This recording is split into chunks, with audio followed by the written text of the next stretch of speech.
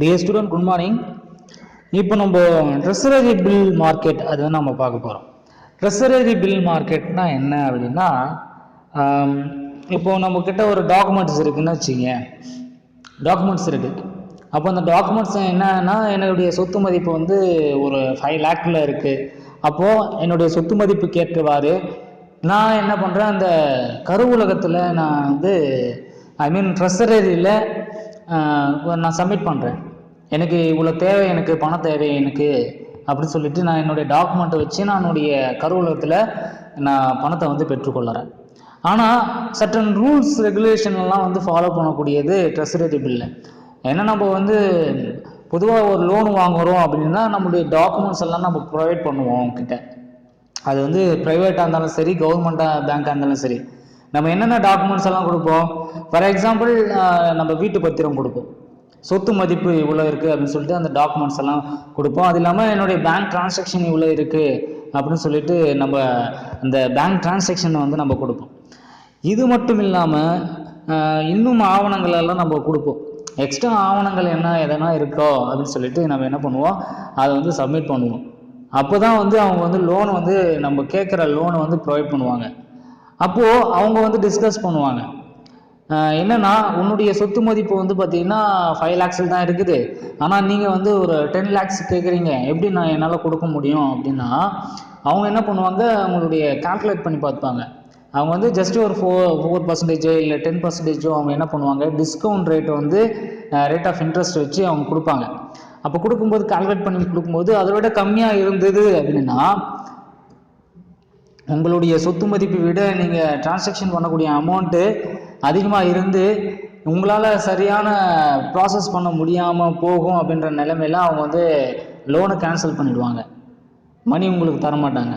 ஆனால் உங்களால் தர முடியும், இந்த 2 yearsல 3 yearsல நான் என்னால் ரெட்டிப்பாக்க முடியும், என்னுடைய பிஸ்னஸை வந்து நான் வந்து ஸ்டேபிளாக என்னால் நடத்தின்னு வர முடியும் அப்படின்னா உங்களுக்கு வந்து அமௌண்ட்டை வந்து ப்ரொவைட் பண்ணுவாங்க. ஸோ இதுதான் வந்து இப்போ ட்ரெஸரரி பில்லுடைய மில் மார்க்கெட் அப்படின்னு சொல்கிறாங்க. இது வந்து இந்த இதில் பார்த்தீங்கன்னா ஒரு மார்க்கெட்டில்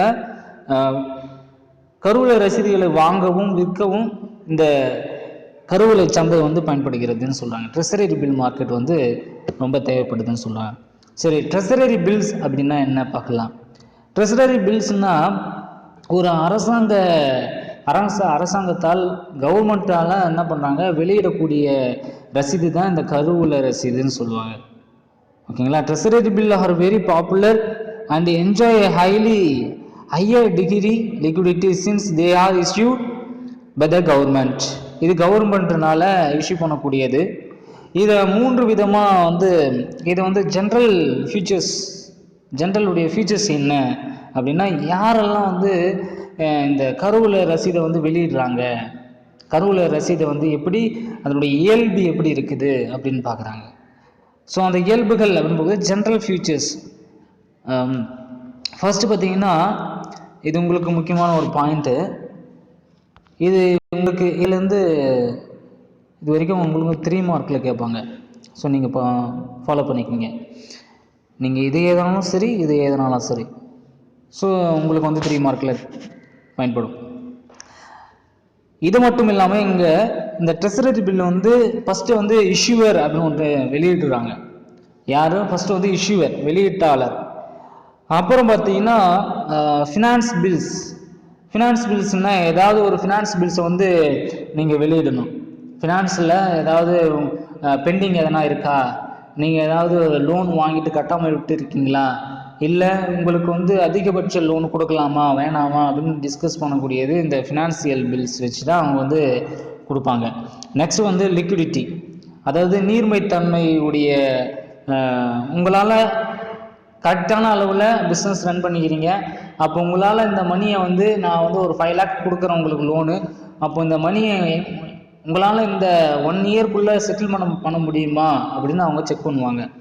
நெக்ஸ்ட் வந்து பார்த்திங்கன்னா விட்டல் சோர்சஸ், அதாவது முக்கிய ஆதாரம் ஏதாவது இருக்கா அப்படின்னு பார்ப்பாங்க. அவங்களுக்கு தேவை என்ன, ஆதாரம் இருந்தால் தான் வந்து பணத்தை வந்து வெளியிடுவாங்க. அது ப்ரைவேட் பேங்காக இருந்தாலும் சரி, கவர்மெண்ட் பேங்காக இருந்தாலும் சரி. ஸோ இது வந்து முக்கியமாக பார்க்கும்போது கருவூலகத்தில் வந்து ஒரு பணத்தை வாங்குறது ரொம்ப கஷ்டம். ஏன்னா அவங்க வந்து எல்லா ரூல்ஸ் அண்ட் ரெகுலேஷனும் வந்து ஃபாலோ பண்ணக்கூடியது இந்த கருவூலர்கள் தான். ஓகேங்களா? ஸோ உங்களுடைய ஆதாரங்கள் ஏதாவது இருக்கா இல்லையா அப்படின்னு சொல்லிட்டு அவங்க பார்க்குறாங்க.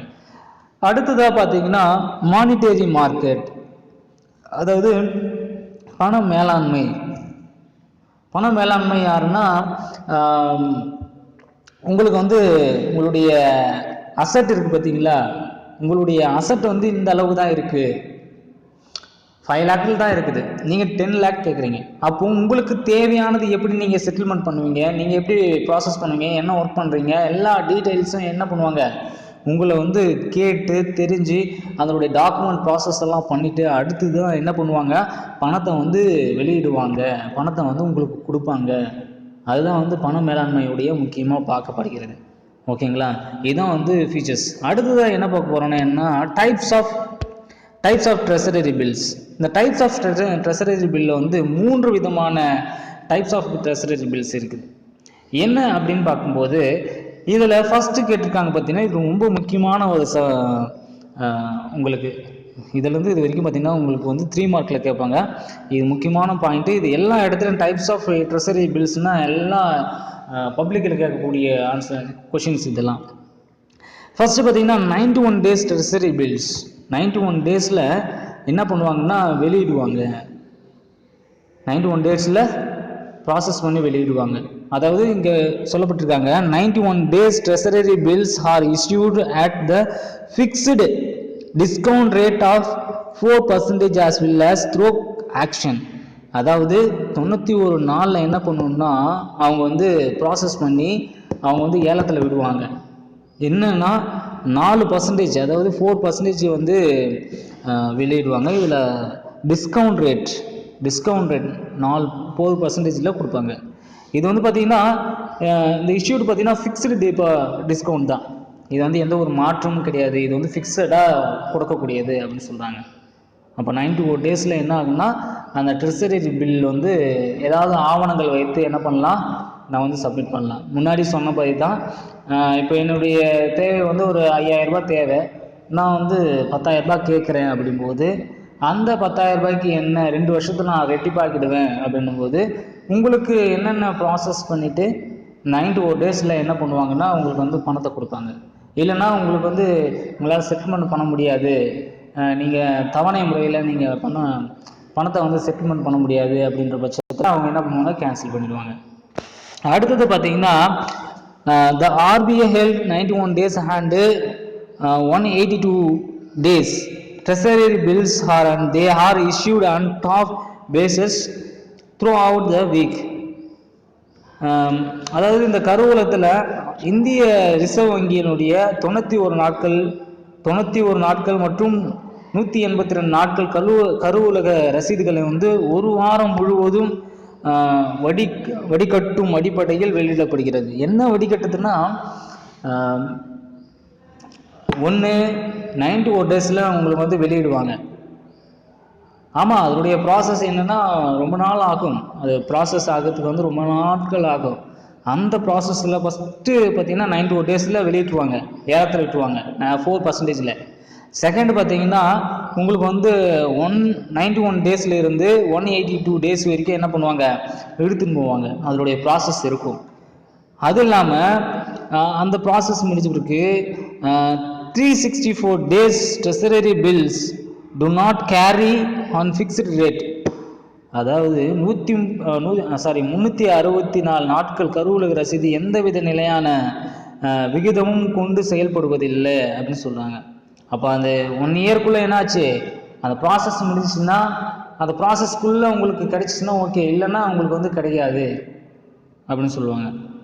ட்ரெஸரி பில் வந்து எந்த ஒரு மாற்றமும் இல்லாமல் அந்த விகிதத்திலே தான் என்ன பண்ணுவாங்க, எந்த ஒரு மாற்றமும் இல்லாமல் அதை செயல்படுவதில்லை அப்படின்னு சொல்லிடுறாங்க.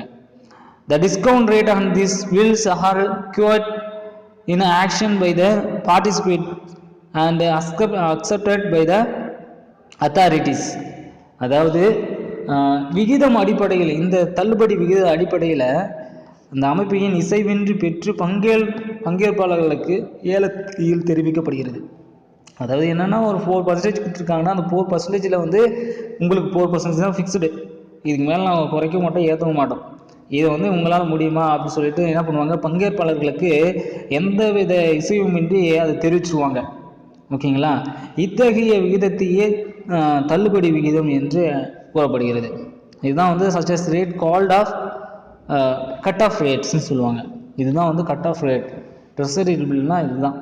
அதாவது பேங்க்கில் என்னென்ன ப்ராசஸ் பண்ணுறோமோ அதே ப்ராசஸ் தான் இங்கே ஃபாலோ பண்ணுறாங்க. இது ஒரு கவர்மெண்ட்டுடைய ட்ரெஸரரி மார்க்கெட்.